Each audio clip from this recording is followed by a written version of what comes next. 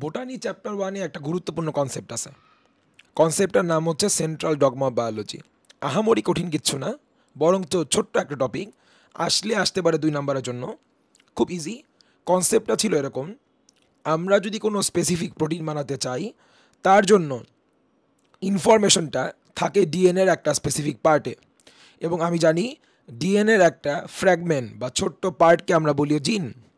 So আমাদের এখানে একটা জিন নিয়ে কাজ করতে হবে। কি করতে হবে খেয়াল করেন, প্রথমে আমরা যদি একটা ডিএনএ থেকে ডিএনএ বানাই, তাহলে ওল্ড ডিএনএ থেকে ইনফরমেশনগুলো পাস করতেছে কোথায়? নিউ ডিএনএতে, এবং এই জিনিসটাকে আমরা বলতেছি রেপ্লিকেশন। এই স্টেজটাকে আমরা বলতেছি replication.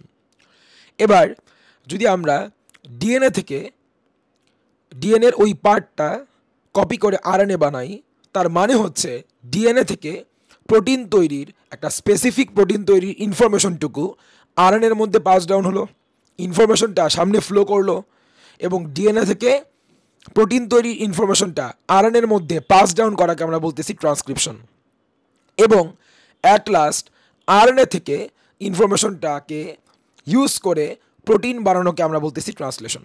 So that is actually একটা ফ্লো অফ ইনফরমেশন সাইট। একটা ফ্লো অফ ইনফরমেশন হচ্ছে এটা এমন কিছু যেখানে একটা জিনের ইনফরমেশনটা ফ্লো করতেছে। সো জেনেটিক ইনফরমেশন ফ্লো করতেছে 3টা স্টেজের ভিতর দিয়ে: রেপ্লিকেশন, ট্রান্সক্রিপশন, ট্রান্সলেশন। এই 3টা স্টেজ দিয়ে জেনেটিক ইনফরমেশনটা এক ডিএনএ থেকে আরেক ডিএনএতে, ডিএনএ থেকে আরএনএতে, এবং অ্যাট লাস্ট আরএনএ থেকে প্রোটিনে চলে আসতেছে। আমরা প্রোটিন বানাতে পারতেছি। এভাবে করে প্রোটিন বানানোর একটা প্রসেস। আমরা আলটিমেটলি প্রোটিনই বানাবো, তার জন্য ইনফরমেশনগুলোকে এক জায়গা থেকে আরেক জায়গাকে পাস করতে করতে করতে আলটিমেটলি প্রোটিন বানাতে পারবো।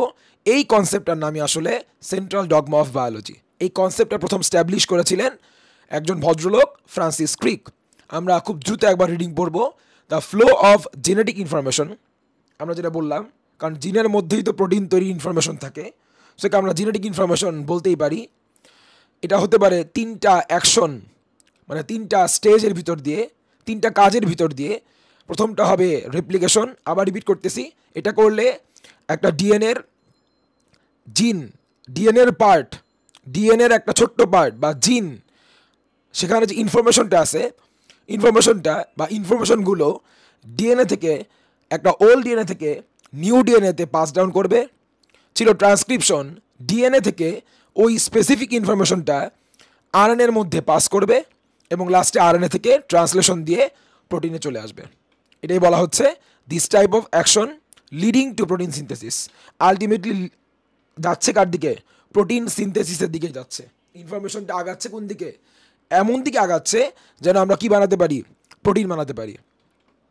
এবং এই জিনিসটাকে আমাদের বলা হচ্ছে সেন্ট্রাল ডগমা অফ বায়োলজি। এই কনসেপ্টটার নাম, এটা কনসেপ্ট যেখানে ইনফরমেশন ফ্লো করতেছে from DNA to RNA to protein, that is known as central dogma of biology.